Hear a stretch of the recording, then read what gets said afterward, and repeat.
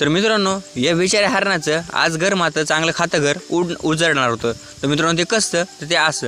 तर मी आणि माझा लहान भाऊ मस्तपैकी आम्ही गेलोच बघा आपल्या रानाला. आज मस्तपैकी रूटर करायचं होतं. त्यामुळे आम्ही आणि माझा लहान भाऊ गेलो बघा आम्ही ट्रॅक्टरला. मग काय तर ट्रॅक्टरला जोड रूटर जोडल्यानंतर लगेच म्हणलं आपल्या ट्रॅक्टरला जरासं तेल पिऊ घालावं. लगेच वागायला तेल पिऊ घातल्यानंतर बघितलं तर काय गेल्या बघितलं तर काय आपले तर मस्तपैकी हरणाचं पहिल्यांदा रूटर लागलं होतं रानामध्ये. तर बिचारा ह्या हरणाचं आज सगळं घर उजळणार होतं, कारण आपल्याला आज रान नीट करायचं होतं.